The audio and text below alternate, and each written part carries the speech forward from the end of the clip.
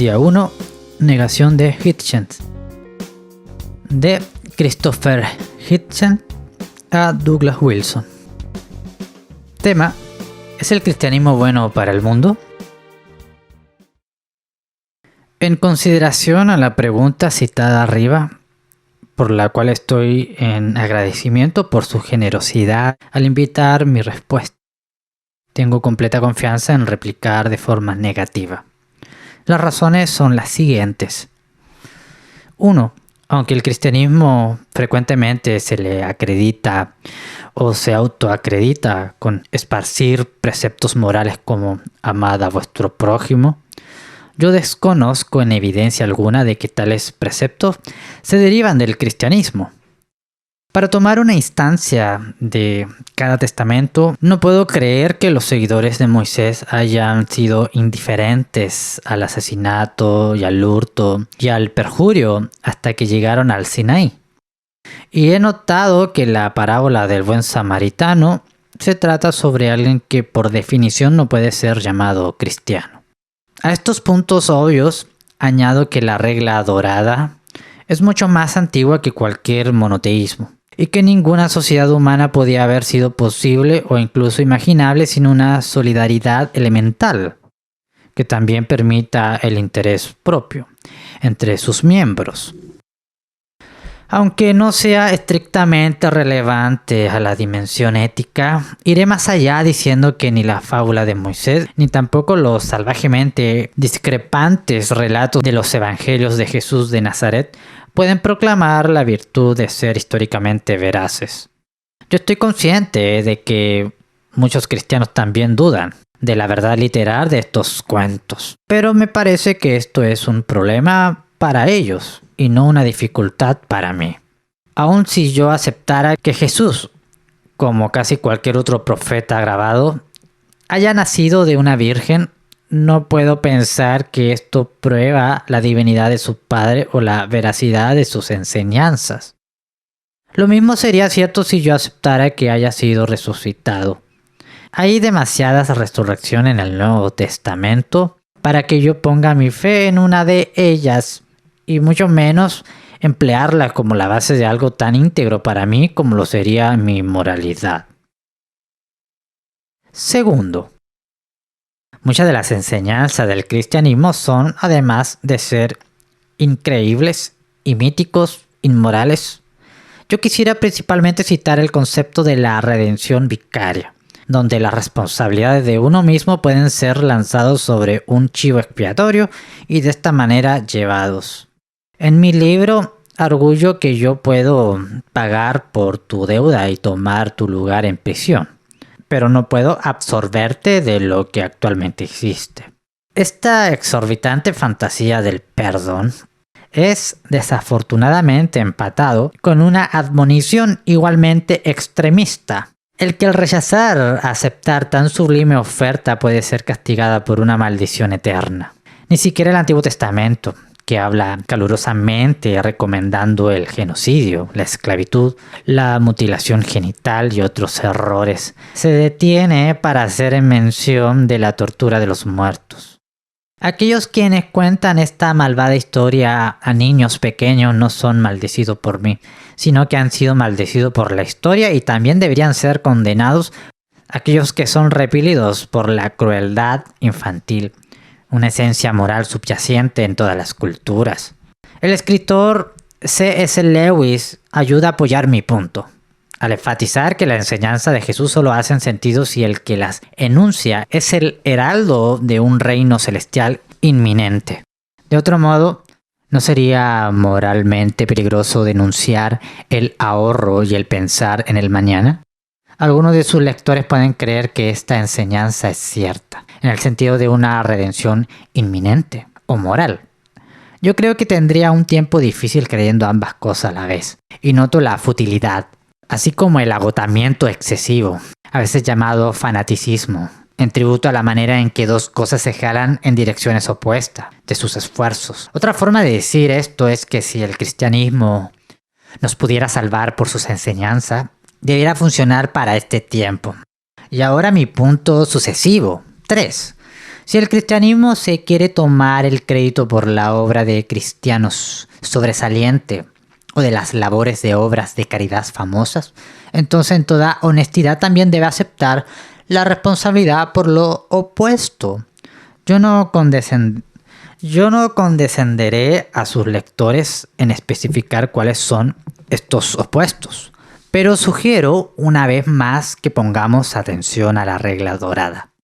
Si se cantasen himnos y salmos para celebrar la esclavitud, solo para tomar un ejemplo reciente, y luego lo cantan abolicionistas, entonces seguramente la explicación no fanática es que la moralidad no requiere permiso sobrenatural.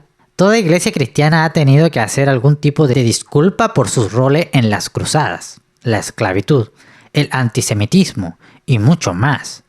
Yo no creo que tal humildad desacredite la fe como tal, porque teniendo a pensar que la fe es un problema para empezar, aunque también pienso que la humildad nos llevará a la conclusión necesaria de que la religión es una creación del hombre. Por el otro lado de la humildad, la fantástica idea de que el cosmos fue creado con el hombre en mente me choca como la forma más alta de egocentrismo arrogante. Y esto me trae a lo que debería ser, entre los límites de este corto ensayo, en mi punto final. No estamos sin conocimiento sobre estos puntos y las barreras se están expandiendo a una velocidad que asombra aún a los que no buscan una singular causa de tan vasto y diverso fenómeno. Hay mucho más asombro y más reverencia que se pueda derivar de un estudio del cielo o de nuestro ADN que lo que puede ser encontrado en cualquier libro escrito por un comité temeroso en la era del mito. Cuando Aquino tomó la astrología en serio y Agustín inventó el limbo.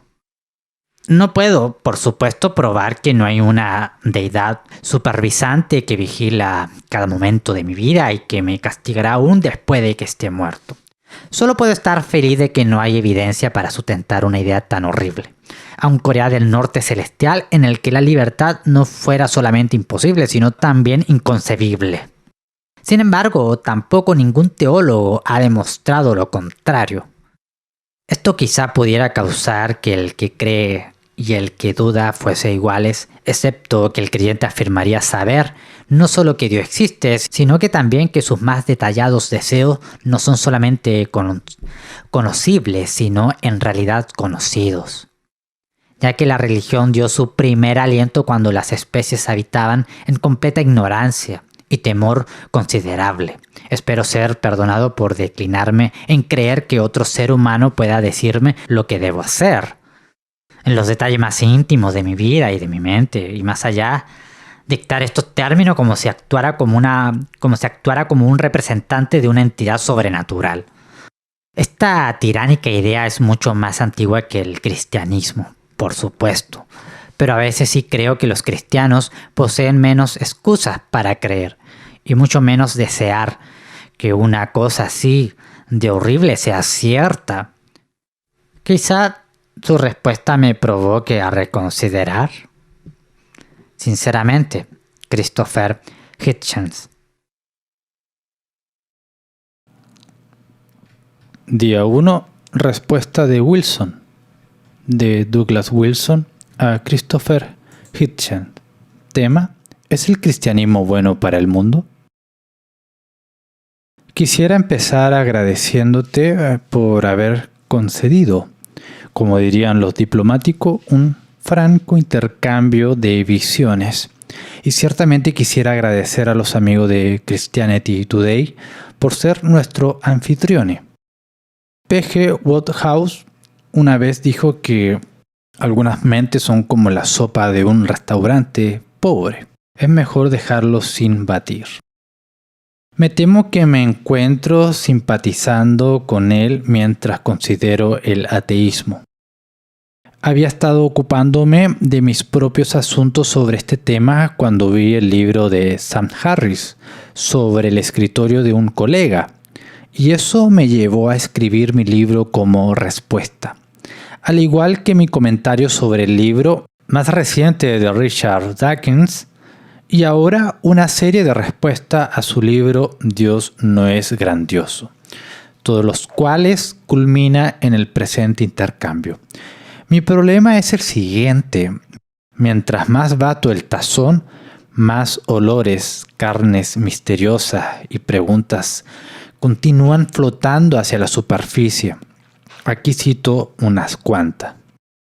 Tu primer punto era que la fe cristiana no puede tomarse el crédito de las cosas como amad a tu prójimo, y ni mencionar la regla dorada. Y la razón es que tales preceptos mortales han sido autoevidentes a todo el mundo a través de la historia de los que querían mantener una sociedad estable.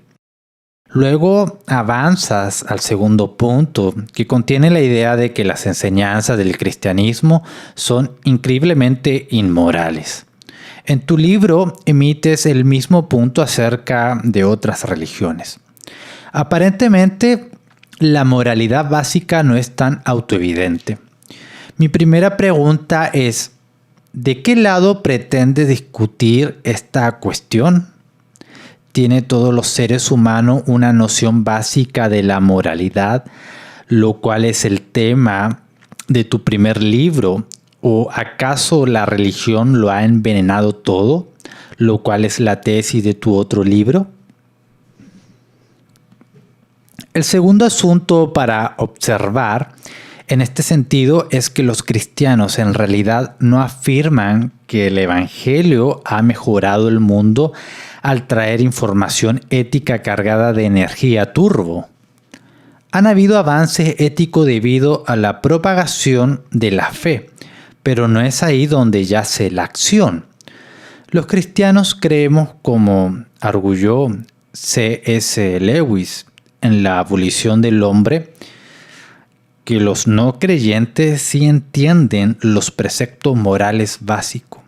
El apóstol Pablo hace referencia a los gentiles, quienes no tenían la ley, pero quienes de todos modos sabían por naturaleza algunos preceptos de la ley. Romanos 2:14. Pero el mundo no se hace mejor porque la gente entienda las formas en que están haciendo las cosas mal. Se hacen mejor por las buenas nuevas. Debemos recibir el don del perdón y la habilidad resultante de vivir más en conformidad a un estándar que ya desde antes conocíamos, pero que necesariamente no podíamos cumplir. Así que el Evangelio no consiste en leyes nuevas y mejoradas. El Evangelio hace que el mundo sea mejor a través de las buenas nuevas. No a través de impartir culpa condescendiente ni de buenos consejos. En tu segunda objeción, con ligereza descartas el Antiguo Testamento, que habla calurosamente recomendando el genocidio, la esclavitud, la mutilación genital y otros errores.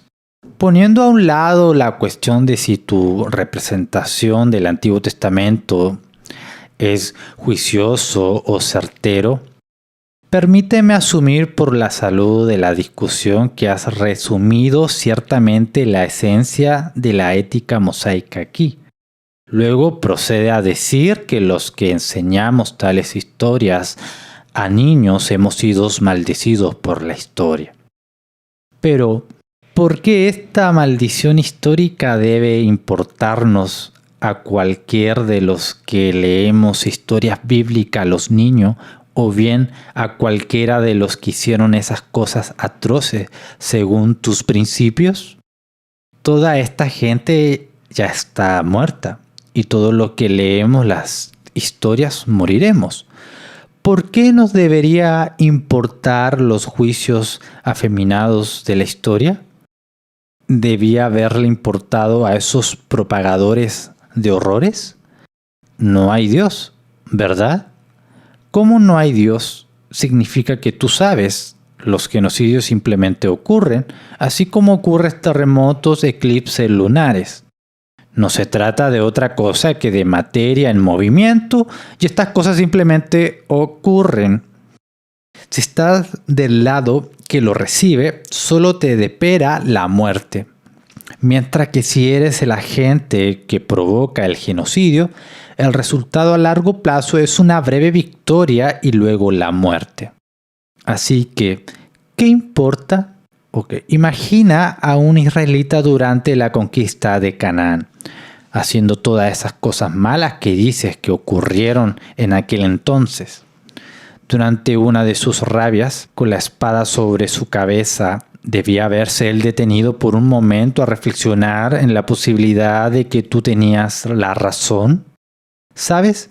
Dentro de 3 milenios y medio, el consenso popular entre los historiadores será que me estoy comportando mal ahora mismo.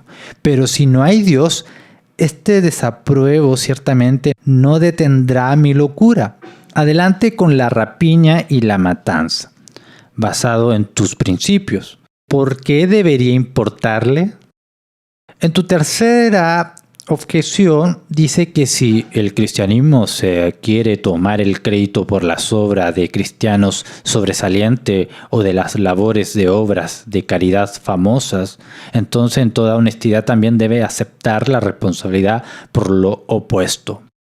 En pocas palabras, si señalamos a nuestros santos, tú demandarás que también señalemos a nuestros charlatanes, perseguidores, farsantes, negreros, inquisicionistas, engañadores, televangelistas y demás. Ahora permíteme el privilegio de enfatizar la estructura de tu argumentación.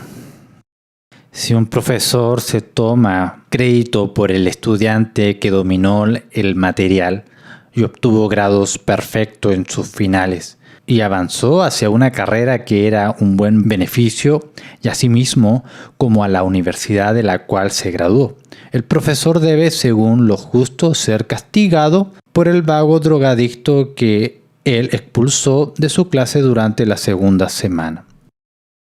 Ambos están inscritos, ¿no es correcto? Ambos eran estudiantes, ¿o no?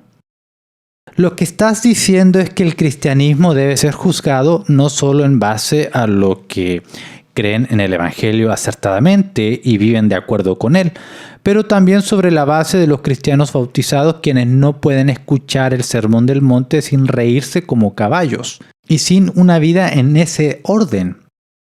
¿Estás diciendo que los que aprueban el curso y los que fracasan son todos iguales? Esto me parece un procedimiento curioso.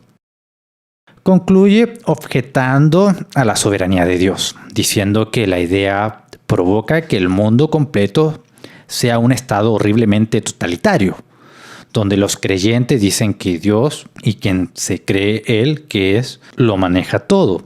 Y quisiera estimularte a que pusieras por un momento a un lado la teología del tema y que trate de invocar un poco de agradecimiento hacia lo que contribuyeron nuestros institutos de libertad.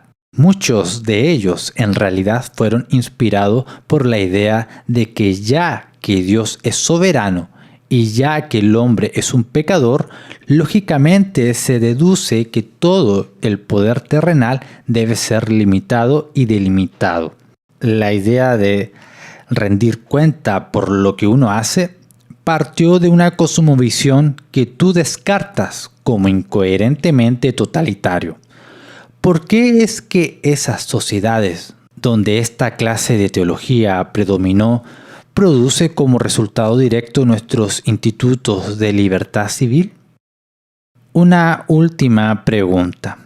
En tu párrafo de conclusión haces mucho ruido sobre tu individualismo y tu derecho de permanecer tranquilo con los detalles más íntimos de tu vida y tu mente.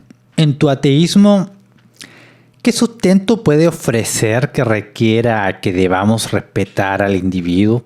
¿Cómo es que este individualismo tuyo fluye de las premisas del ateísmo? ¿Por qué es que alguien en el mundo externo debe respetar los detalles de tu vida pensativa más que lo que respetaría las mecánicas internas de cualquier otra reacción química? ¿Tus pensamientos no son más que eso? ¿No es así? ¿O si existe una distinción, ¿pudieras mostrar cómo las premisas de tu ateísmo llega a producir tal distinción? Cordialmente, Douglas Wilson. Día 2. Reacciones de Hitchens. De Christopher Hitchens a Douglas Wilson. Tema: ¿es el cristianismo algo bueno para el mundo? Esto es una causística levemente entretenida que, aparte de tu recomendación a Wodehouse, contiene nada que lo distinga del Islam o del hinduismo o incluso del humanismo. Si yo fuera cristiano, yo estuviera altamente perturbado por el gran número de concesiones de parte de Wilson. Siendo que no soy cristiano, solo emitiré una leve gracias por su admisión de que la moralidad no tiene que ver con lo sobrenatural. Mi libro arguye que la creencia religiosa ya se ha vuelto puramente opcional y no puede ser exigida por cualquier cosa revelada o cualquier cosa divina. Es solo uno entre un número infinito de fes privadas, que no me molesta en lo más mínimo, siempre y cuando sus adherentes estén de acuerdo con dejarme en paz.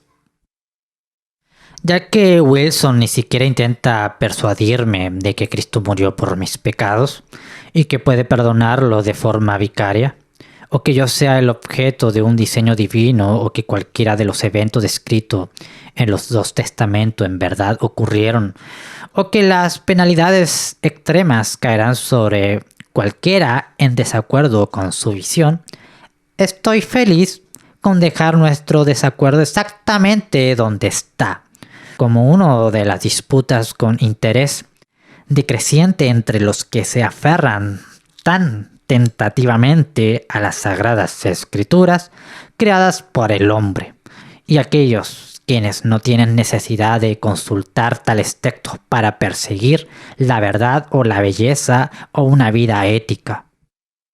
La existencia o no de un cosmos indiferente, el arrollantemente probable estado de la situación, no haría más que reducir nuestras obligaciones humanas mutuas, que lo pudiera ser la sumamente extraña teoría de una dictadura celestial, ya sea azteca o musulmana, o como tú pareces insistir, cristiano.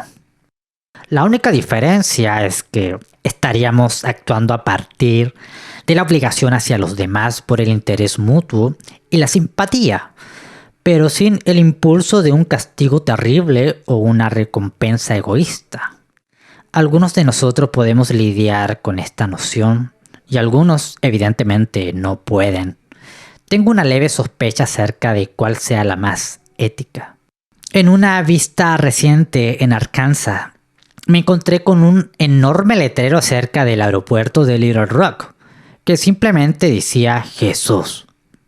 Esto me chocó, pues decía demasiado, al igual que demasiado poco, y casi lo había olvidado hasta que las evasiones de Wilson lo hicieron regresar a mi mente. Firma Christopher Hitchens. Día 2. Respuesta de Wilson. De Douglas Wilson a Christopher Hitchens. Sobre ¿es el cristianismo algo bueno para el mundo? Estoy feliz de que encontraste mi respuesta levemente entretenida. También estoy agradecido de que compartimos una apreciación por Wodehouse.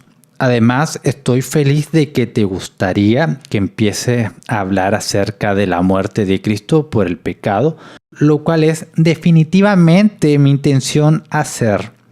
Sin embargo, el patrón que el Nuevo Testamento nos ofrece es mostrar una necesidad de arrepentimiento primero y luego hablar sobre la necesidad de la fe en Cristo como Salvador. Hacia las fronteras de nuestra discusión, el arrepentimiento sería necesario ya que te has aferrado a las contradicciones internas del ateísmo. Todo por evitar a Dios. Romanos 1:21 y Salmo 14:1-2. Así que de seguro llegaremos al Evangelio, pero me temo que tengo que pedirte que amarres a tus caballos. Así que volvamos al asunto a la mano. El asunto sobre el arrepentimiento intelectual. El descartar todo como causística no es lo mismo que una demostración de casuística. Y rehusarse a responder preguntas porque el otro tipo está siendo evasivo es un truco muy bueno, si es que uno se logra salir con la suya. Me temo que has equivocado mi concesión de que, con respecto a la vida cívica en público, los ateos ciertamente pueden comportarse de una forma ética. Mi concesión no fue que la moralidad no tiene nada que ver con lo sobrenatural y si es que quieres ser un ateo inconsistente. Aquí está de nuevo el punto expresado de otra forma y ligado a nuestro tópico de debate. Entre muchas otras razones, el cristianismo es bueno para el mundo porque logra que la hipocresía sea un concepto coherente. La fe cristiana ciertamente condena la hipocresía como tal, pero como existe un estándar fijo, esto hace que sea posible que los pecadores fracasen al intentar alcanzarlo, o que hipócritas finalmente fijan que lo que están alcanzando cuando en realidad no tienen ninguna intención de hacerlo. Ahora, mi pregunta para ti es esta. ¿Existe tal cosa como una hipocresía atea? Cuando otro ateo escoge opciones éticas diferentes a las tuyas, como ciertamente lo hicieron Stanley y Mao, ¿existe un estándar por sobre todos los ateos que deban obedecer, pero que no están obedeciendo? Si existe, ¿cuál es ese estándar? ¿Y de qué libro salió? Si ellos difieren de lo tuyo, ¿por qué debe ser impuesto sobre ellos? Y si no existe un estándar comúnmente objetivo que envuelva a todos los ateos, entonces no pareciera cierto que lo sobrenatural es necesario para poder tener un estándar moral que pueda ser razonablemente articulado y definido. Así que no estoy diciendo que tengas que creer en lo sobrenatural para poder vivir como un ciudadano responsable. Sí estoy diciendo que tienes que creer en lo sobrenatural para poder ofrecer una explicación racional y coherente acerca de por qué crees que es obligatorio para ti el vivir de esta manera. Para poder probar que me equivoco en este punto, debes hacer mucho más que emplear palabras como casuística o evasiones. Simplemente necesitas proveer la explicación racional. Dado el ateísmo, la moralidad objetiva se deduce ¿de qué manera? La fe cristiana es buena para el mundo porque provee el estándar fijo que el ateísmo no puede proveer y porque provee perdón para los pecados, lo cual el ateísmo tampoco puede proveer. Necesitamos la dirección de este estándar porque somos pecadores confundidos. Necesitamos el perdón porque somos pecadores culpables. El ateísmo no solo se guarda la culpa, sino también la confusión. Parte 3. Respuesta de Hitchens. De Christopher Hitchens a Douglas Wilson.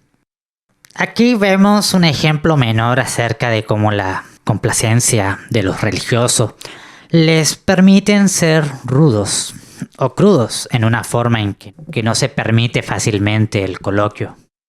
Estoy bastante familiarizado con el verso de los Salmos que me describen como un necio, al igual que corrupto y abominable. En mi libro, que se titula Dios no es grandioso, señalo que el salmista estaba tan encantado con su arrogancia que le reprodujo casi palabra por palabra al principio del Salmo 53. No hay gran sorpresa y en realidad no me siento ofendido de encontrarme similarmente descartado como un tonto y vano ingrato en la epístola de los Romanos. Es verdad que nunca pedí ser salvo, y no pido que nadie sea un mártir por mí o que se martiricen a ellos mismos en mi contra. Si a eso vamos. Todo lo que pediría al apóstol Pablo es que tanto él como sus emuladores me dejen en paz. Acerca de la cuestión mucho más pertinente sobre el origen de imperativos éticos, lo cual yo creo que nace de la solidaridad humana y no de lo sobrenatural, permíteme ofrecer una instancia de cada testamento. Permítanos asumir que esos cuentos pueden ser tomados como hechos. Debería creerse que los judíos llegaron tan lejos como el Sinaí bajo la impresión de que el asesinato, el hurto y el perjurio eran más o menos correctos. Y que en la historia del buen samaritano se puede afirmar que el hombre salió de su camino para ayudar a una criatura semejante porque tenía instrucción divina. Claramente, dado que procedió a Jesús, no fue motivado por enseñanzas cristianas. Y si era un judío piadoso, probablemente tenía un fundamento y una autoridad religiosa para no hacer lo que él hizo, si el pobre sufrido no era judío. La creencia en lo sobrenatural es lo que provoca que personas que de otras formas fuesen decentes hagan cosas que de otro modo les haría retroceder, tales como mutilar los genitales de niños, asustar a infantes al hablar sobre el fuego del infierno, prohibiendo prácticas sexuales normales, culpar a todos los judíos por deicidio, aplaudir a los asesinos suicidas y tratar a las mujeres como Pablo o Mahoma pensaban que debían ser tratadas. En ninguna parte ha afirmado ni siquiera insinuado que la no creencia es una garantía de la buena conducta, ni tampoco un indicador de ello. A veces he pensado que los ateos poseen una cierta superioridad en un aspecto en que podemos llegar a nuestras conclusiones sin un elemento de deseos vacíos, egocentristas sobre la muerte. Pero un ateo puede igual de fácilmente ser un nihilista, un sádico o incluso un casuista. Sobre el tema de Stanley y la relacionada pregunta acerca del barbarismo secular o ateo, humildemente quisiera llamar tu atención al capítulo 17 de mi pequeño libro, que intenta responder estas preguntas frecuentemente levantadas. Hasta el 1917, Rusia por siglo había sido regida por un monarca absoluto que también era la cabeza de una iglesia ortodoxa, corrupta y fanática, y se suponía que poseía poderes más allá de un mero humano. Con millones de personas hambrientas y ansiosas, que por tanto tiempo estaban desinfladas y crédulas, Stanley, el ex seminarista, sería un tonto si no se aprovechaba de tal reserva de ignorancia y servilidad para buscar emular su precedor. Si el señor Wilson preferiría comparar dos cosas de la misma categoría y señalar alguna sociedad que lapsara a la miseria y al despotismo por seguir los preceptos de Epicurio o de Spinoza o de Jefferson o de Einstein, yo felizmente quisiera hablarles sobre ese nivel. De Douglas Wilson a Christopher Hitchens. Hay algunas leves confusiones con las que me gustaría lidiar brevemente en vista de mis primeros párrafos, si el clima lo permite. Luego me gustaría tomar un poco de espacio para responder al punto central que una vez más has ignorado. Usaré el respeto de mi tiempo para hablar sobre tu afirmación acerca del origen de imperativos éticos. Me gustaría hacer todo esto en orden para poder armar el escenario para nuestra consiguiente discusión acerca de la razón central por qué el cristianismo es bueno para el mundo. Es bueno para el mundo porque Jesús murió para la vida del mundo. Primero, las confusiones. El punto de citar el Salmo 14:1 no era para insinuar que yo pensaba que tú eras tonto. En la literatura de sabiduría del Antiguo Testamento, la insensatez es una cuestión moral, no una materia de inteligencia. Estoy bastante preparado para, felizmente, conceder, y no solo para fines de discusión, que tú eres intelectualmente superior a mí. Sin embargo, nuestra discusión no es sobre quién tiene más caballos de fuerza bajo su capota intelectual. El punto de la cuestión es si tu auto superior está en la carrera correcta. Un auto rápido puede ser un detrimento en una noche oscura cuando el puente no sirve. Y tú insistes en continuar colocándote los lentes del sol del ateísmo. Ahora la segunda confusión es concerniente a tu cita sobre la parábola del buen samaritano. El nombre popular de la parábola debió ayudarte lo suficiente. Tú reconoces que el protagonista de la historia era de Samaria, pero tú ignoras el hecho de que esto era una cuestión racial y étnica y no acerca de dónde vivía. El hombre golpeado en la ladera del camino era judío, y el sacerdote y el levita que pasaron por el otro lado eran judíos, y el hombre quien se detuvo era un desechado media raza, un samaritano. Pero tú dices que era probable que el samaritano fuese judío, lo cual invierte la historia completa y me indica que tú no has estado leyendo la historia muy detenidamente. Lucas 10, 27 al 37. Pero para responder al punto para lo cual has traído la historia a la mesa, el samaritano no necesitaba las enseñanzas de Jesús para hacer lo que Dios quería que hiciese. Jesús cita la historia para hacer una exposición del segundo mandamiento más grande, que es el amar a tu prójimo como a ti mismo. Un cierto abogado le había pedido a Jesús que definiese prójimo para poder justificarse. Y luego Jesús le contó esta historia para ilustrar un punto de la antigua ley. Así que el deber de amar al prójimo fue revelado a escritores del Antiguo Testamento casi 1,5 milenios antes de que el samaritano pudiese cumplir en su obra caritativa. Dices, incidentalmente, que este tipo de ley era como llevar carbones a Noé Cluster. Moisés descendió del monte y le dijo a la gente que el asesinato, el hurto y el perjurio eran malos, y toda la asamblea giró sus ojos colectivamente. ¿Y eso lo sabíamos? El problema es que el hombre antiguo no lo sabía y el hombre moderno aún no lo sabe. Para citar algunas de las cuestiones subsumidas bajo una de las 3 categorías que menciona, es señalar controversia que continúan justo hasta nuestros días. Considera algunas de las cuestiones enclaustradas bajo la más fácilmente condenable de estos 3. El asesinato. Tenemos aborto, infanticidio, aborto de nacimiento parcial, eutanasia, genocidio, experimento con células madres y guerras injustas. El asesinato es la E grande en la carta de pruebas oculares y aún así no lo podemos ver con claridad. El hombre, tanto de antaño como moderno, ciertamente conoce la ley completa de Dios si es su propio buey el que está siendo corneado.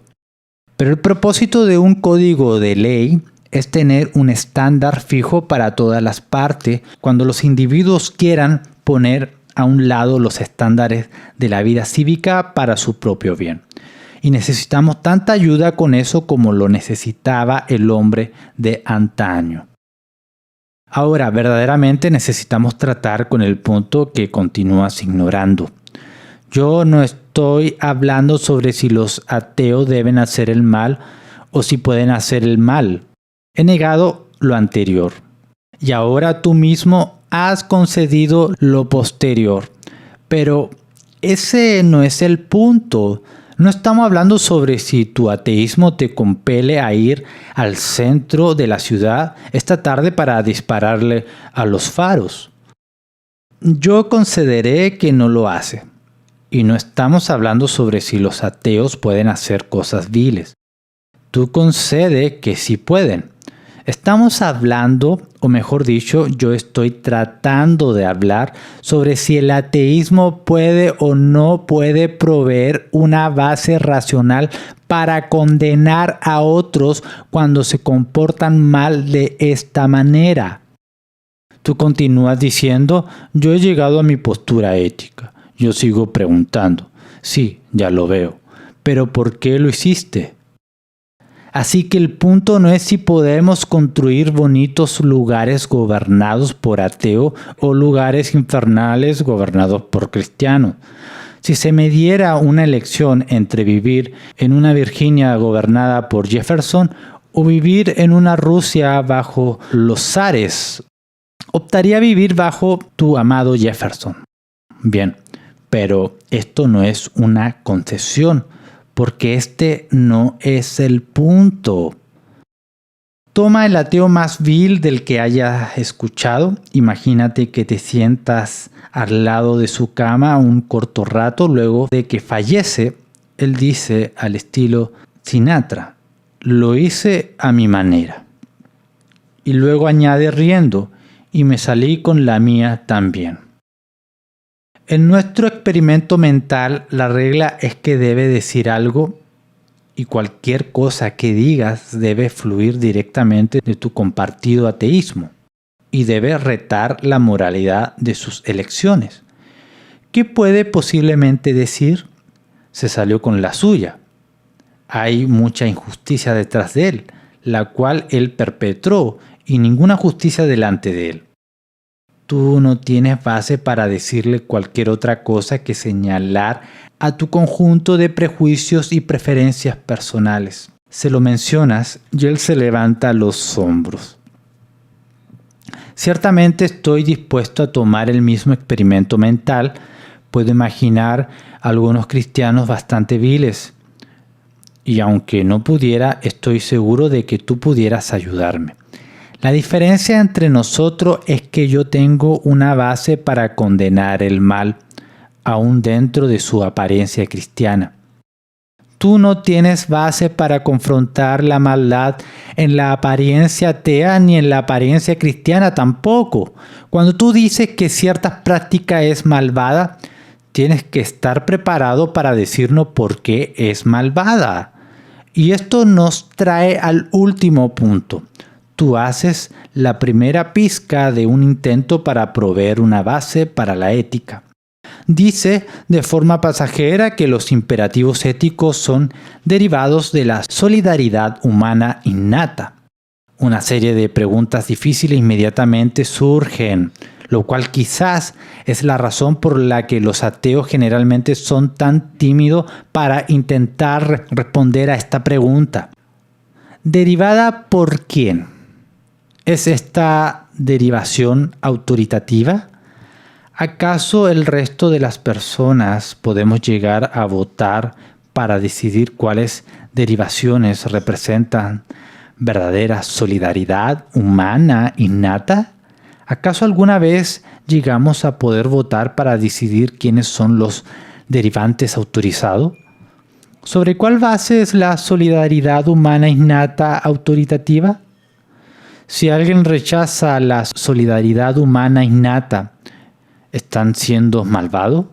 ¿O será solo una mutación dentro de los inevitables cambios que el proceso evolucionario requiere? ¿Cuál es la naturaleza precisa de la solidaridad humana? ¿Qué es más fácil de leer? ¿El libro de Romanos o la solidaridad humana innata? ¿Existirán denominaciones diferentes que leen el libro de la solidaridad humana innata de forma diferente? ¿Cuál de ellos tiene la razón? ¿Quién lo dice? Y por último, ¿la solidaridad humana cree en Dios? Parte 4. Respuesta de Hitchens. De Christopher Hitchens a Douglas Wilson.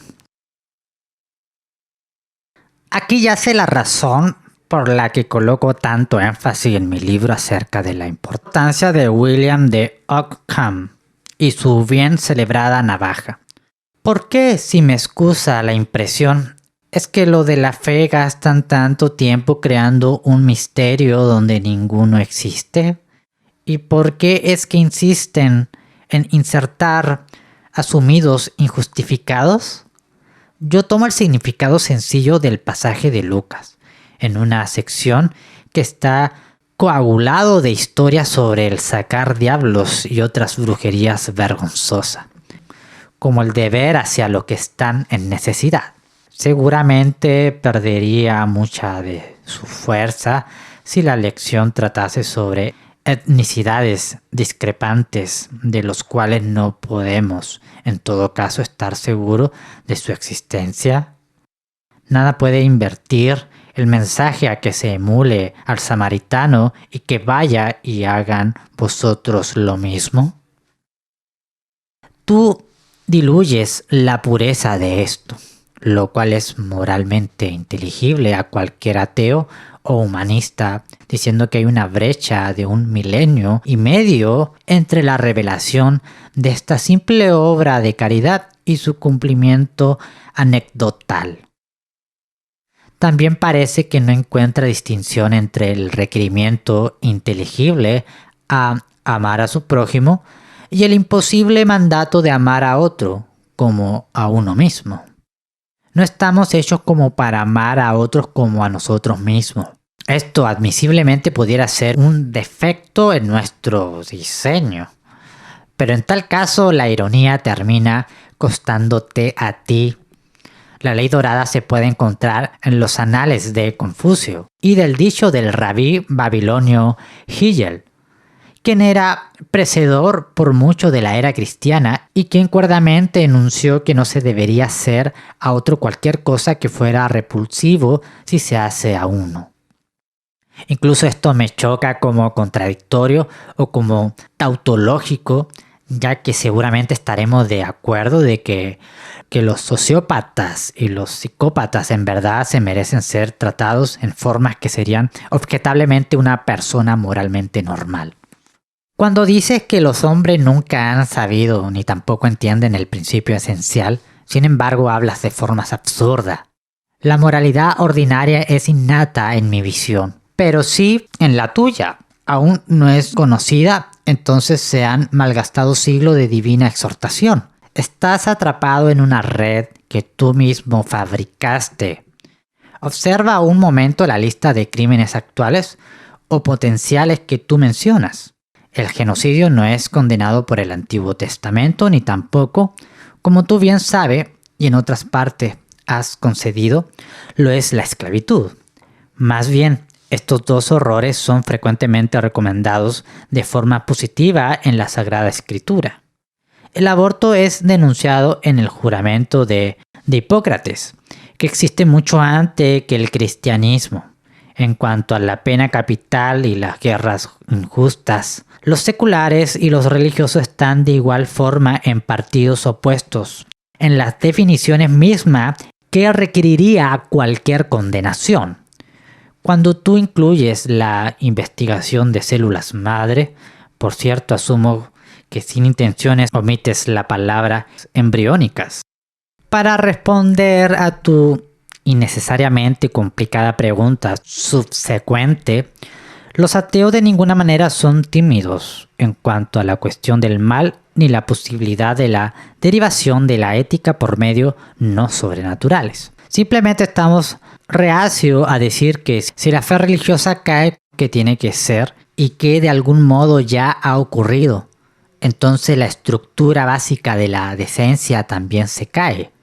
Y tampoco dejemos de notar que un corolario está en juego.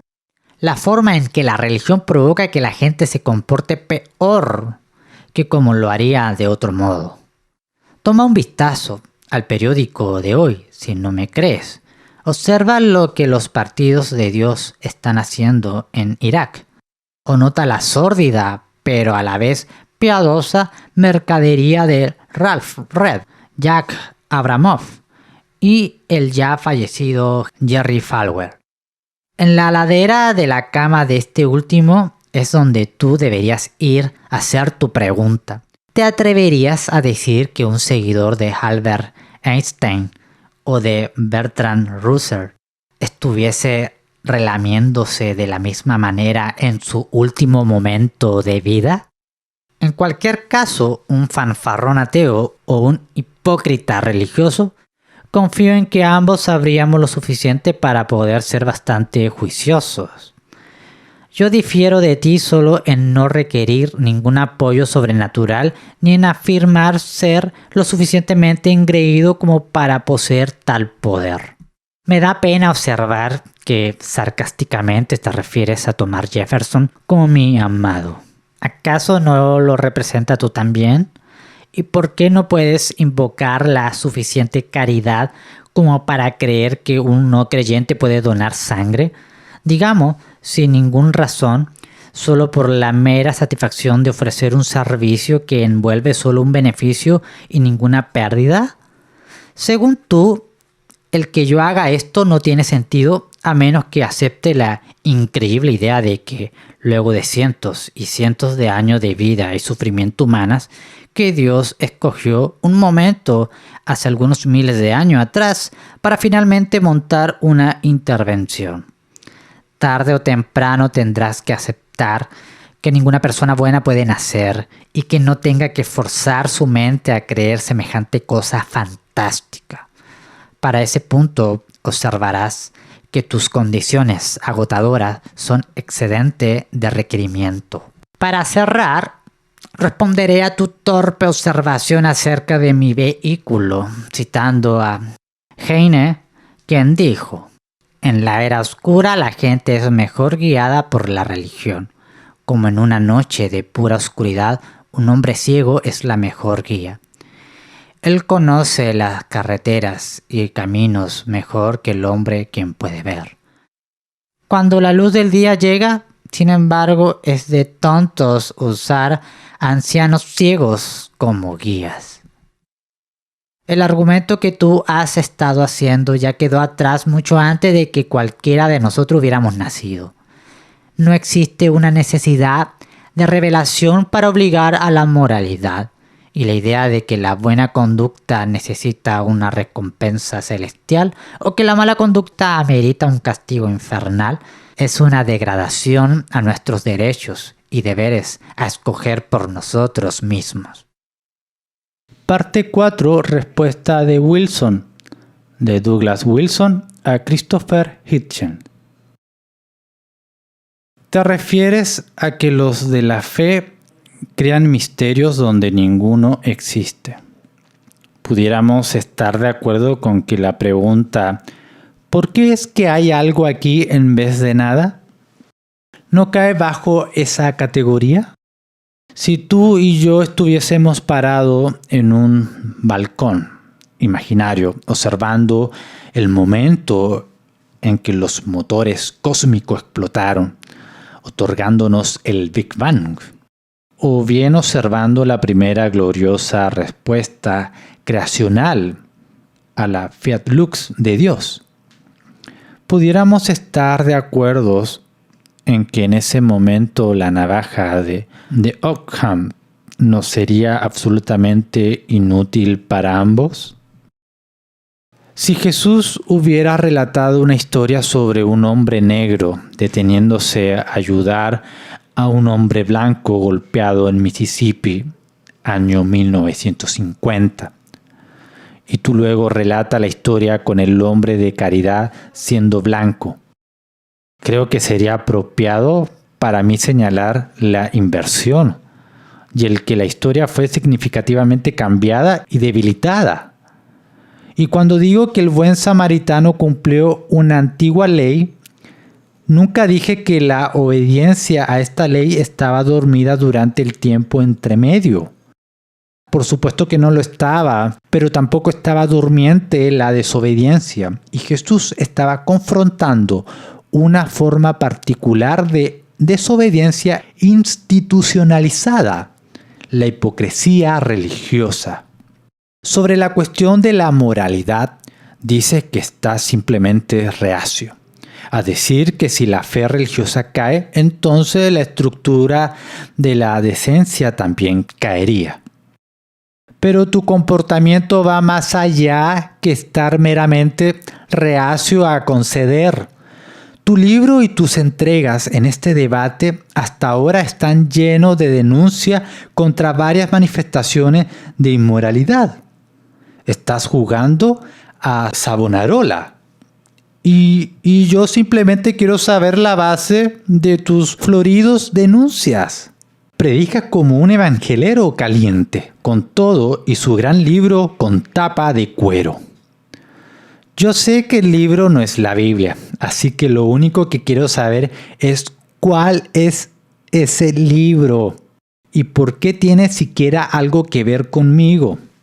¿Por qué cualquier persona debe escuchar tus jeremiadas contra los extremistas del Medio Oriente o contra los bautistas fundamentalistas de Virginia como Falwell? En tus propios términos, tú solo eres una colección aleatoria de protoplasma más ruidoso que los demás, pero no más autoritativo que otros. Lo cual es lo mismo que decir nada de autoritativo. Dices que necesito admitir que una buena persona puede nacer, que no entienda lo que yo estoy diciendo acerca de Jesús. Sin embargo, mi afirmación inicial ha sido mucho más modesta. Simplemente estoy diciendo que una persona buena necesita estar disponible, por lo menos, a definir lo que es la bondad y decirnos cuál es su base. Tu batir de manos, la moralidad ordinaria es innata. Ni siquiera empieza a cumplir con el estándar. Existen 3 problemas insuperables para ti en este asunto. El primero es que innato no es sinónimo de autoritativo. ¿Por qué es que alguien debe obedecer cualquier impulso interno? ¿Y cuál impulso interno está a cargo de organizar todos los demás impulsos internos? ¿Y por qué? Segundo, la entrada madeja de moralidades innata y en conflicto entre los billones de humanos vivos hoy en día, también necesitan ser organizadas y sistematizadas. ¿Por qué tú tienes derecho de hacerlo para luego virarte y decirnos a nosotros cómo debemos vivir? ¿Quién fue el que murió, te heredó su trono? Y tercero, según tú, esta moralidad innata en nosotros se encuentra en una criatura, el humano, que es el primo lejano de varias bacterias, mamíferos acuáticos y pájaros coloridos de la jungla. Tu cosmovisión completa tiene a la evolución como una piedra fundamental y clave, y la evolución no significa otra cosa que cambio. Tú crees que virtualmente cada especie se ha moldeado a partir de otro, y cuando cambiamos, ¿cómo debe ser el caso? Toda nuestra moralidad innata cambia junto a nosotros, ¿verdad? Tenemos primos lejanos cuyas madres se comían a sus pequeños. ¿Era innato para ellos? ¿Evolucionaron a partir de eso porque era maligno que continuaran haciéndolo? Ahora esto es como todo esto se relaciona al tópico asignado de nuestro debate. Estamos preguntando si el cristianismo es bueno para el mundo. Como un cristiano discutiendo esto con un ateo, primeramente he buscado mostrar que el ateo no tiene nada que decir acerca del tema, de una forma o de la otra. Si el cristiano es malo para el mundo, los ateos no pueden consistentemente señalarlo, ya que carecen de una forma fija para definir malo. Si el cristianismo es bueno para el mundo, tampoco se les puede preguntar a los ateos porque no tienen forma para definir bueno. Piensa en esto como que apuntamos con las pistolas para yo poder hablar sobre Jesús.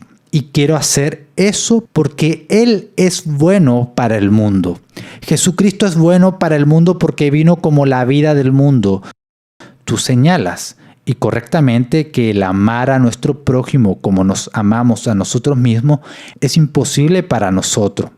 Está completamente fuera de nuestro alcance. Pero tú tomas esta inhabilidad como un estado de naturaleza, a lo cual el mandamiento ofende. Mientras que el cristiano lo toma como un estado de la muerte, a lo cual la vida ofrece transformar. Nuestra completa inhabilidad para hacer lo correcto no borra nuestra obligación en hacer lo correcto. Por esto es que la Biblia describe al no creyente como un esclavo al pecado o alguien que está en estado de muerte. El punto de cada ilustración es la total y completa inhabilidad para hacer lo correcto. Estábamos muertos en nuestras transgresiones y pecados, nos dijo el apóstol Pablo. Así que la muerte y la resurrección de Cristo no son presentadas por el Evangelio como medicina para todos en el hospital, sino como la vida de resurrección en un cementerio. El camino del mundo es el de vivir en un constante estado de muerte. Cuando se habla de egoísmo, ser agarrón, traición, lujuria, hipocresía, orgullo e insolencia, consistentemente producimos en exceso. Pero en la muerte de Jesús, esa vía de muerte fue gloriosamente muerto. Por esto es que Jesús dijo que cuando fuese puesto en la cruz, llamaría así a todos los hombres. En la bondad de Dios, la cruz es un objeto de inexorable fascinación para nosotros. Cuando los hombres y las mujeres le miran en su muerte, vuelven a la vida en su resurrección. Y eso es bueno para el mundo. Parte 5. Respuesta de Hitchens. De Christopher Hitchens a Douglas Wilson. Si tú insistes, concederé que el significado del samaritano yace en su etnicidad. Para empezar, no es una parábola impresionante, aunque me lo enseñaron por primera vez en la escuela dominical. Fue expuesto como un ejemplo de caridad universal, con la implicación añadida. No extraña a nosotros por alguna razón que la gente piadosa no es más propenso a comportarse con amor y compasión que los demás. Incidentalmente, ¿qué sabemos acerca de la etnicidad del hombre quien cayó entre los ladrones o del carácter tribalista de aquellos ladrones? Si a eso vamos, seguramente debes estar capacitado para pronunciar con autoridad acerca de esos detalles también, ¿no? Estoy de acuerdo en que los orígenes del cosmos están ocultos, misteriosos, si se quiere, a nosotros dos. De todos modos, eres tú quien provoca el misterio. Sin embargo, al insistir que los más recientes desarrollos en esta pequeñísima pizca del planeta en el borde de la galaxia son los que imparten significado al Big Bang o a la primera causa divina. Preguntar acerca de qué causó cualquiera de los dos es invitar, como bien sabes, un regreso infinito de preguntas sobre lo que causó a cualquiera de esas causas. En mi libro he citado al gran Pierre Simon, Marquis Laplace, quien abrió la era moderna diciendo que los recuentos del cosmos y sus hechos ya estaban completos o incompletos en sus propios términos. No requerirían a un Dios. La creencia en una deidad ha sido opcional desde entonces. Créelo si quieres, pero sé conscientemente de que levanta más preguntas que lo que contestas. En realidad no contesta ninguna pregunta importante y es altamente vulnerable al noble filo de Ockham. Los deístas solían estar de acuerdo contigo sobre un creador, pero no eran religiosos en el asumido de que tal entidad no licenciara el asumido añadido que él o ella desease que interviniese en los asuntos humanos, y mucho menos el asumido que la tortura y muerte de un singular individuo en una zona lejana del Medio Oriente era la solución que estábamos esperando por decenas de miles de años de la existencia brutal del Homo sapiens. Aplica un poco del mismo razonamiento a los orígenes de la moralidad. Yo digo que nuestra predisposición innata al comportamiento bueno y malo es precisamente lo que uno se esperaría de una especie recién evolucionada, que es, como ahora ya sabemos por el estudio del ADN, medio cromosoma aparte de un chimpancé. Por cierto, yo no entiendo eso como una denigración de la humanidad. Las sociedades de primates y de elefantes e incluso de cerdos muestran considerable evidencia de empatía hacia los demás, cercanía entre padre e hijos, solidaridad en la cara del peligro y demás. Como Darwin dijo, cualquier animal capacitado con instintos sociales bien marcados, incluidos los efectos paternales y filiales, inevitablemente adquirirá un sentido moral o conciencia tan pronto que sus capacidades intelectuales se desarrollarán lo suficiente o casi lo suficiente como el hombre.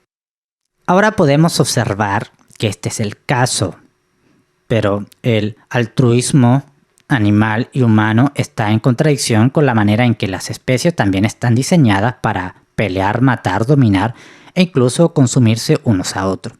Los humanos son capaces de aún mayor crueldad porque solo ellos tienen la imaginación para infligirlo.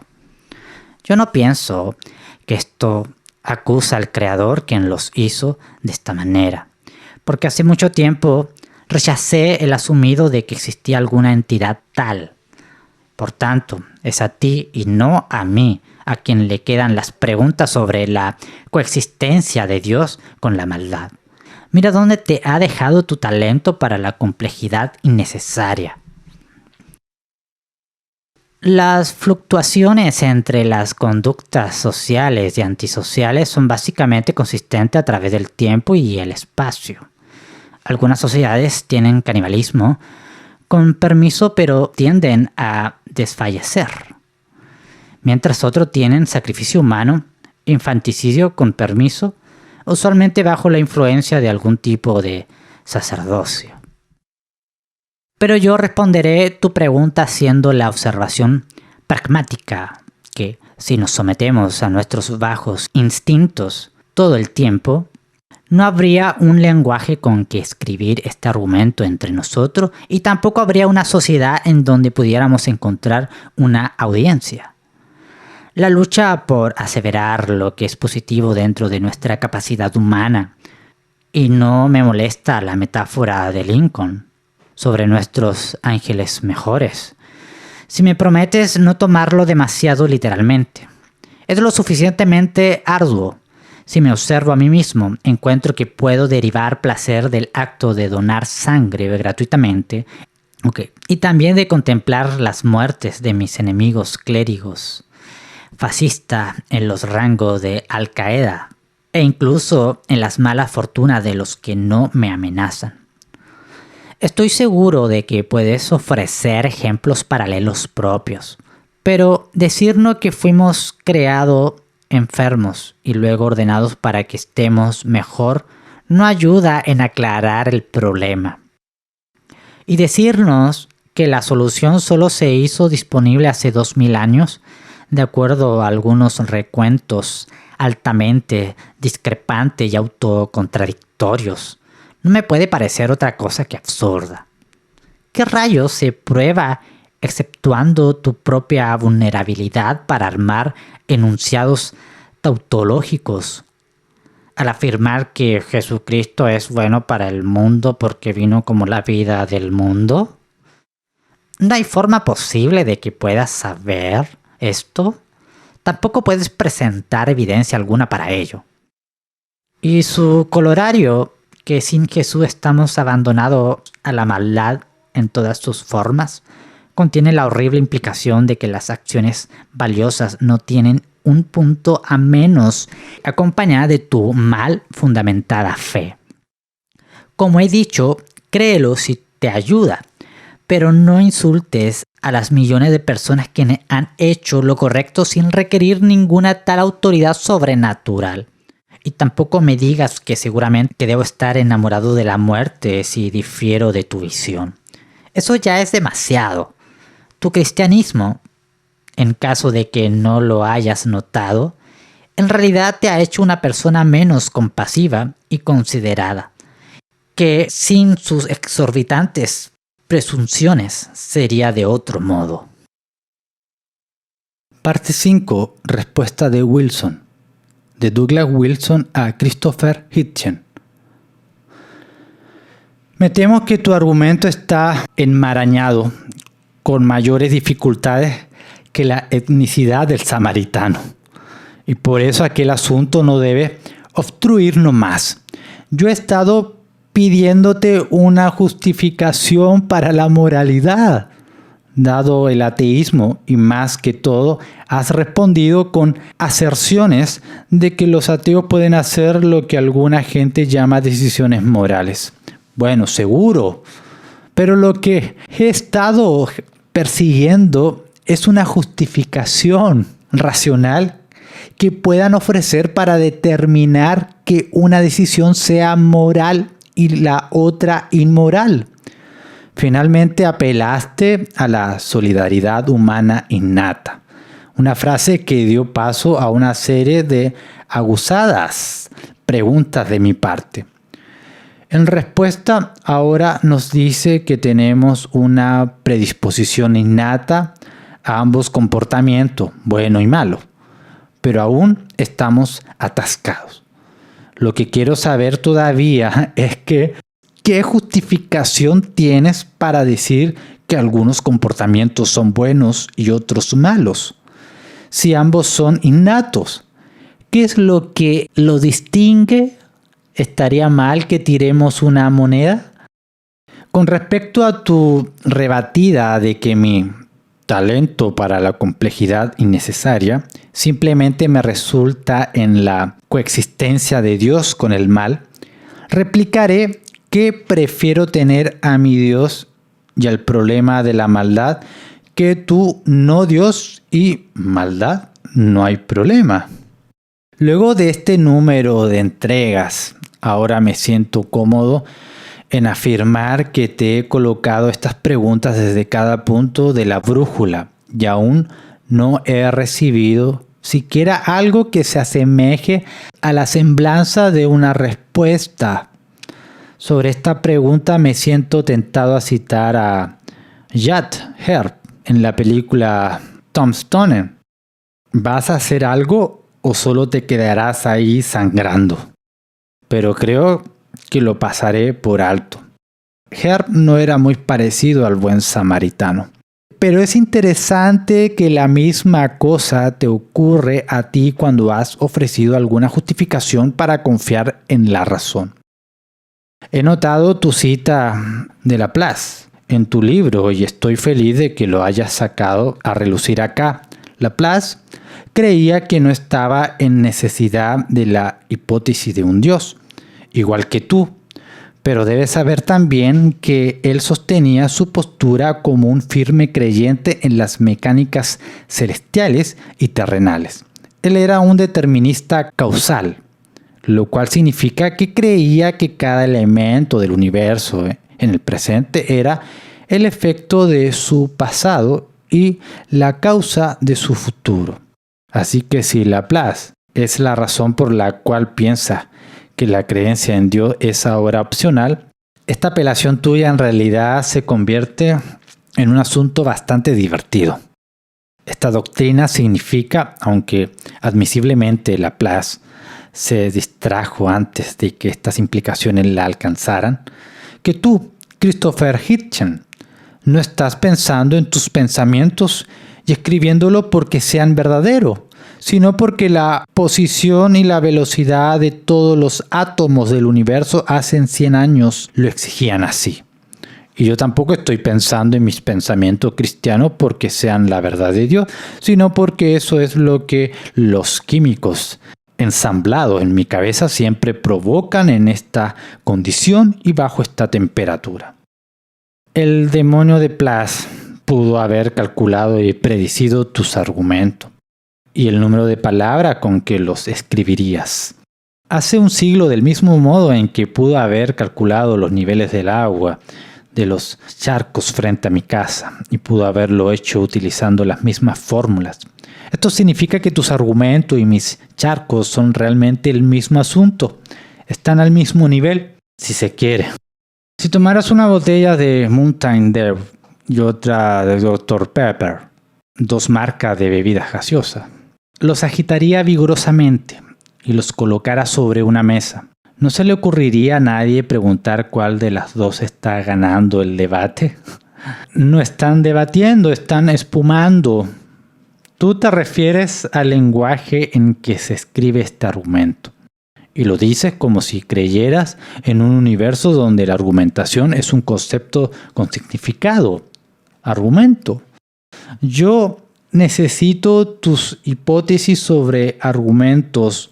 Hombre, son solo materia en movimiento. Tú rechazas la idea de que la muerte de Jesús, la tortura y muerte de un singular individuo en una zona lejana del Medio Oriente, pudiera posiblemente ser la solución a las penas de nuestra brutal existencia. Cuando dije que Jesús es bueno para el mundo porque es la vida del mundo, simplemente lo tiraste a un lado. Dijiste, no hay forma posible de que puedas saber esto. Tampoco puedes presentar evidencia alguna para ello. Realmente pienso que puedo presentar evidencia por lo que sé. Pero la evidencia viene a nosotros como la comida. Y por eso es que oramos antes de comerla. Y se supone que nos la comamos. No empujarla alrededor del plato. Y si no damos las gracias, nunca sabe bien. Pero aquí hay un poco de evidencia para ti, en ningún orden en particular. La ingeniería de un tobillo, el sabor de la cerveza, el que Jesús se levantase de los muertos al tercer día, tal como dijo que lo haría, el cuello de una mujer, las abejas jugueteando entre las flores, la habilidad de una botella para manufacturar enormes robles a partir de lo que hayan en el aire y en la tierra. El perdón de los pecados. Las tormentas desde el norte de los que tienen rayos, la risa jovial o bien espasmos diafragmáticos para el ateo materialista. El océano nocturno con una luna llena. El blues del delta. El pavo real que vive detrás de mi casa. La salida del sol en color, el bautismo de los bebés, el placer de estornudar, el contacto visual, sentir tus pies sacados del fango cenagoso y puesto por siempre sobre la peña. Puedes decir que nada de esto te sabe bien, pero supongamos que inclinarás tu cabeza y dieras las gracias por todo ello. Inténtalo de esa manera. Dice que no puedes creer que la muerte de Cristo en la cruz fuera la salvación para el mundo porque la idea es absurda. Yo he mostrado de varias formas que lo absurdo no ha descalificado un gran número de tus creencias actuales. Tú alabas a la razón hasta las alturas, pero no ofreces razones para tus estridentes e inflexibles juicios morales, ni porque has denominado a ciertos procesos químicos como argumentos racionales. Eso es absurdo ahora mismo y sin embargo ahí estás sosteniéndolo. Así que el que tú rechaces a Cristo porque es absurdo es como un hombre de un lado de la alberca que se rehúsa a nadar del otro lado por el temor a mojarse. Dadas tus premisas, tendrás que derivar una razón diferente para rechazar a Cristo que las que tú actualmente usas. Pero si te movieras en este sentido, revelarías los dos principios fundamentales del verdadero ateísmo. 1, no hay Dios, y 2, lo odio. Parte 6 y conclusión. Respuesta de Hitchens, de Christopher Hitchens a Douglas Wilson. Quo warranto es una pregunta muy antigua, lo cual significa ¿basado en qué derecho? Tú me pides a mí justificación por un código de conductas correctas y persiste en equivocar mi respuesta como si fuese una evasión. Yo en cambio te pregunto basado en qué derecho tú asumes que una autocracia celestial es una garantía de moralidad y lo que es más, basado en qué derecho tú escoges tu propia versión cristiana de la moralidad como si fuese la única correcta. Todas las deidades han sido exaltadas por sus seguidores como la fuente del buen comportamiento, tal y como también han sido usadas como la excusa para el comportamiento inexcusable. Mi respuesta es la misma de siempre. Nuestra moralidad evolucionó, tal como lo hemos hecho nosotros. La selección natural y los intentos y errores nos han otorgado la vaga pero grandiosa concepción de los derechos humanos y algunas, aunque no todos, los medios para hacer que estos derechos sean coherentes y consistentes. Simplemente no existe la necesidad para la introducción de lo extraño ni lo sobrenatural. Laplace solo fue uno de los que concluyeron que la religión es esencialmente irrelevante a las preguntas importantes. Una opción si se decide escogerlo, pero una entre tantas. Tengo que decir que tu recuento sobre él te hace sonar como el repulsivo Calvino. Pero incluso al gran Isaac Newton y el aún más grandioso Alfred Russell fueron presas de todo tipo de confusiones, supersticiones, mentiras hacia sus descubrimientos maravillosamente humanas. Parece que no hay otra salida fácil para discutir esto en términos personales o individuales. Tú y yo no tenemos idea de lo que significa ser un sociópata, alguien a quien no les importan las demás personas excepto en las ocasiones en que les benefician. O un psicópata, alguien quien deriva real placer en infligir miseria sobre los demás. Pero sabemos que tales personas existen y que debemos guardarnos de ellos. Yo entiendo su existencia como parte de nuestra aleatoria evolución y nuestra similitud con una naturaleza que frecuentemente favorece al depredador. Tú no. De hecho, aparentemente tú adoptas la doctrina inmoral y suicida que aboga por el perdón para aquellos quienes nos destruirán. Por favor, ten cuidado de no perdonar a mis enemigos o a los enemigos de la sociedad. Si tengo que llamar a esas personas malvadas y no encuentro que no tengo alternativa, yo no deduzco ninguna coexistencia pacífica de esa observación y no quisiera ver que tú seas tierno hacia ellos cuando es mi vida o las de mi familia las que están en juego. Volviendo hacia la sorprendente cantidad de virtud que puede ser encontrado en los seres humanos, de nuevo escojo no confeccionar un misterio donde ninguno existe, dejando los pecados ordinarios a un lado. Por ejemplo, yo no robo la propiedad de otra persona y espero una restricción recíproca a cambio, y no perdono las ofensas cuando ocurren. Pudiera mencionar algo que es particular a nuestra discusión. Cada cierto tiempo, en medio de un argumento, me encuentro con la suficientemente simple como para crear un punto barato o un punto que pudiera evocar un aplauso instantáneo de parte de una audiencia. Pero yo siempre estoy consciente cuando hago eso. O si tú aparentas la tentación de hacerlo, y yo intento, no siempre exitosamente, resistir la técnica. Y me siento mal conmigo mismo cuando sucumbo. ¿Por qué lo hago? Sócrates llamaba esta moderación el daemon, una voz interior que nos ayuda a autocriticarnos.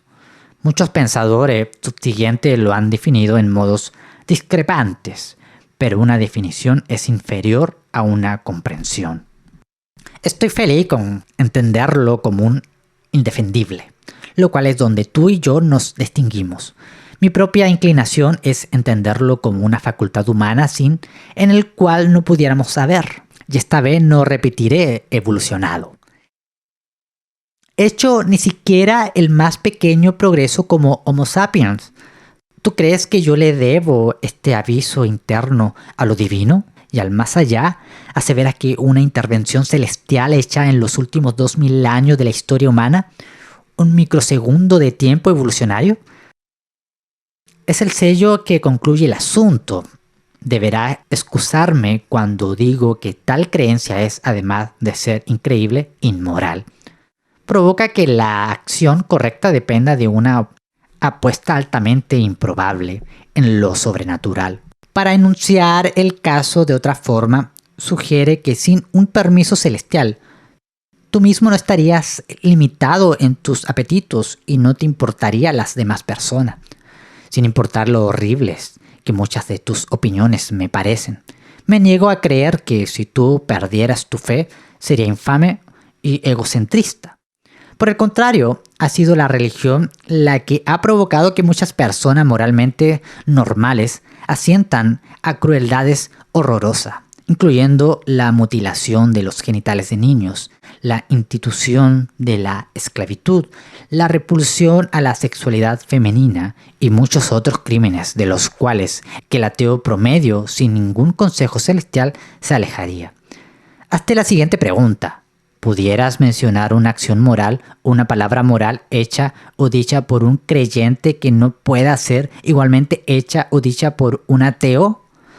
Mi correo electrónico está disponible para cualquier lector que esté dispuesto a aceptar este reto. Me gusta tu chiste sobre la reducción de la alegría en un espasmo. Había crítico solemne. Wodehouse, quien definió la sonrisa con el término contracción nasolabial. Pero creo que tú te decepciona un poco con tu conclusión tipo Hallmark, una marca de tarjeta de felicitaciones en los Estados Unidos que son un símbolo de cursilería. Me atrevo a decir que pudiera añadir a la lista de alegría o incluso incluir uno o dos temas que el cristianismo y otras religiones han hecho difíciles de discutir en público. Sin embargo, seleccionaré mi propia y reciente investigación del ADN, lo cual ahora puede ser consecuenciada y analizada. Estaba perfectamente feliz con la revelación de mi propia similitud con otras especies y bastante inundado por la habilidad y precisión de aquellos quienes me permitieron hacerlo. Mucho ingenio y belleza e inteligencia fueron envueltos en la confirmación de mi estatus como un animal evolucionado, así como se requiere una gran medida de estupidez para negarlo continuamente. Creo que estaremos mejor si no resistimos ante la evidencia que al principio pudiera parecer desagradable o inquietante, tal como estaremos mejor si rehusamos las conclusiones para las cuales no existe evidencia en lo absoluto.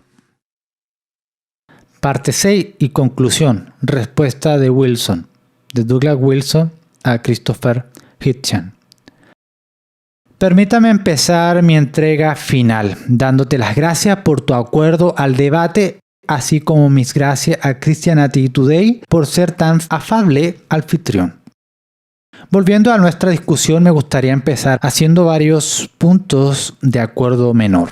Primero, en verdad disfruto de nuestra compartida apreciación de Wodehouse, aunque tengo que decir que me defraudó el que no percibieras los ecos wodehouserianos en mi conclusión tipo Hallmark. Segundo, estoy bastante de acuerdo contigo en que no debemos resistir la evidencia que al principio pudiera parecer desagradable o inquietante.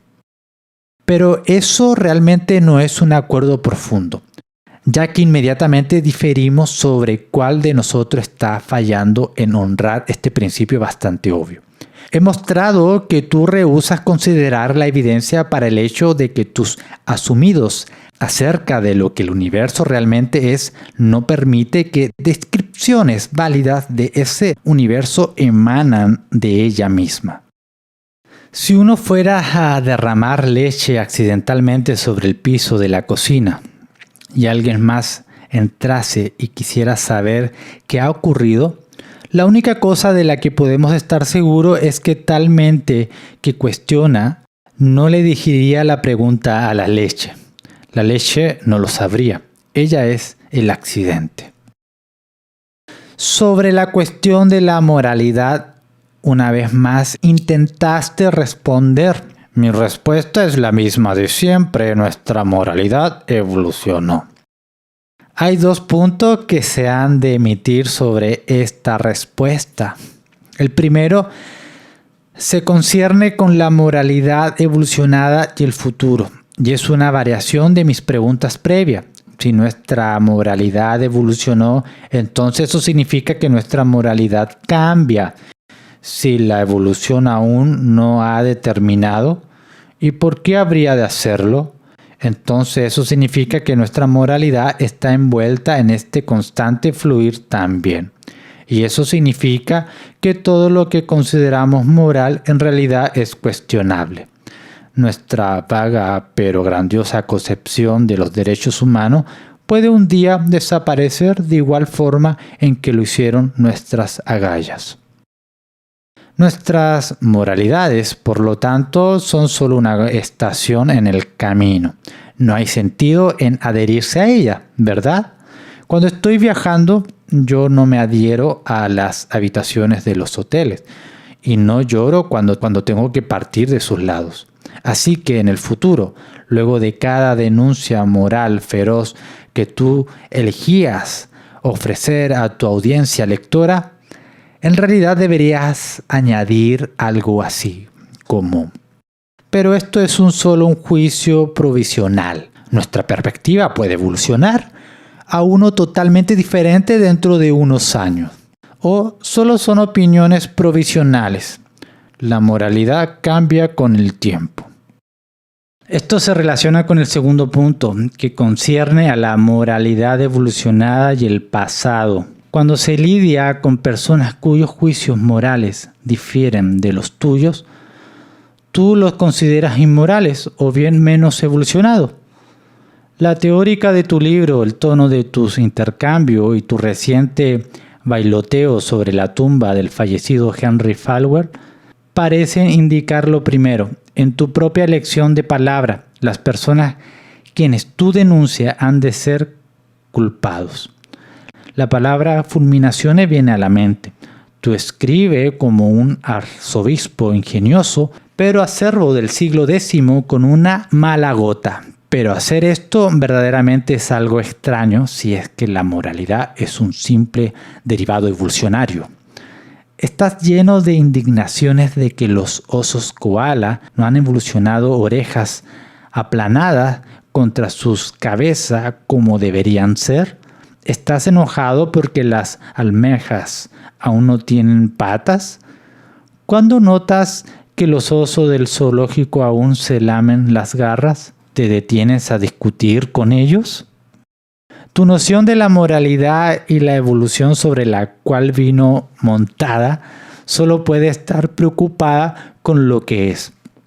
Pero la moralidad como la entienden los cristianos y el tipo del cual tú sobrepticiosamente tomas prestado, estás preocupado con lo que debería ser. David Hume nos mostró que no podemos derivar con éxito lo que debería ser a partir de lo que es. ¿Has descubierto algún error en su razonamiento? Está claro por la forma en que tú defiendes tus ideas de la moralidad que tú no lo has hecho. Tú eres un dotado escritor y tienes una habilidad para el voltaje polémico. Pero si desnudamos todo eso, ¿qué hallamos debajo? ¿Tú te crees que estás en un universo donde no hay tal cosa como un debería ser, ni un no debería ser fijo?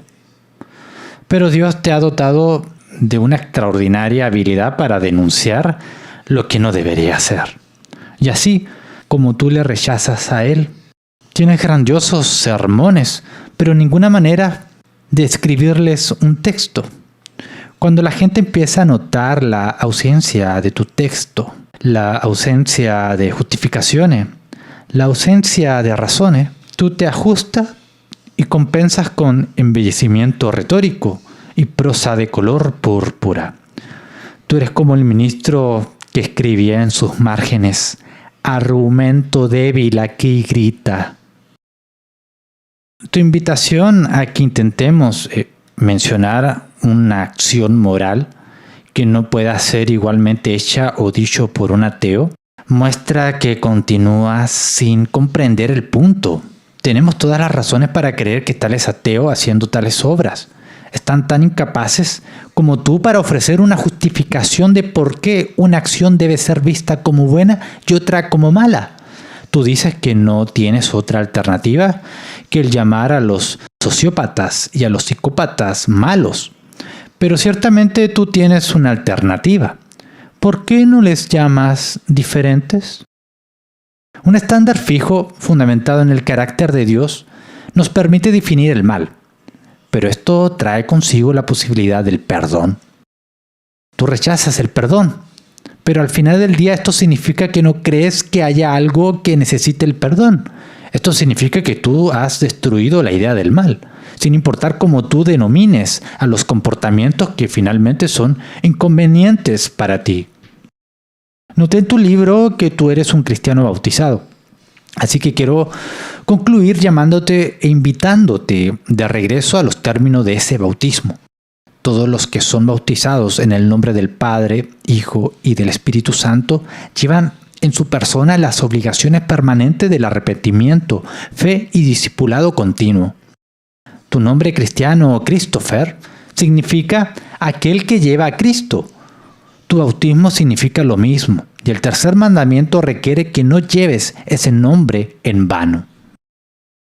Algunos, como has hecho tú, se repugnan ante los términos de este discipulado.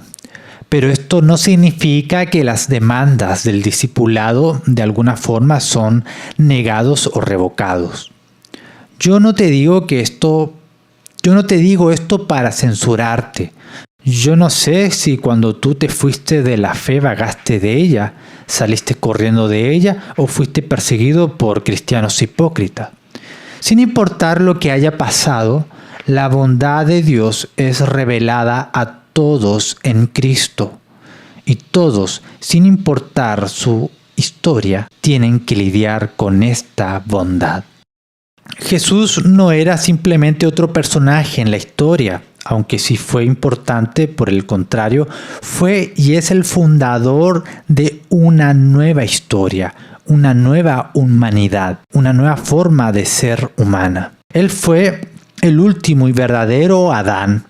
Pero antes de que esta nueva humanidad en Cristo pudiese ser establecida y empezara su tarea de llenar la tierra, la vieja forma de ser humana tenía que morir.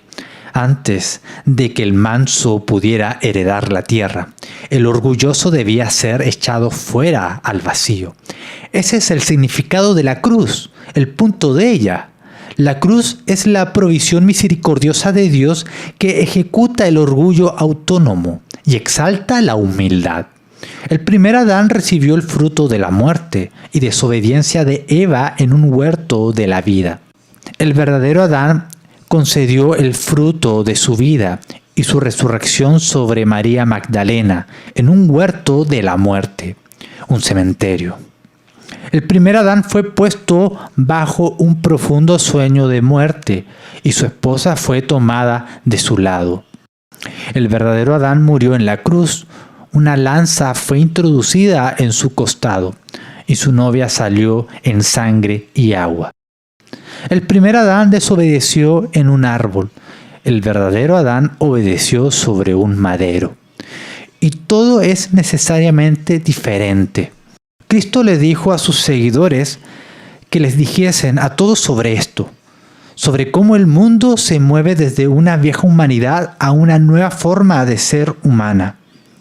No solo el mundo ha nacido de nuevo, nosotros también necesitamos nacer de nuevo. El Señor nos dijo específicamente que debíamos predicar estas buenas nuevas a toda criatura. Él ha establecido su grandioso pero acogedor hogar y hay suficiente espacio en él para ti. Nada de lo que hayas dicho o hecho será tomado en tu contra. Todo será lavado y perdonado. Hay alimento simple, pan y vino sobre la mesa. La puerta está abierta e incluso dejaremos la luz encendida para ti. Douglas Wilson.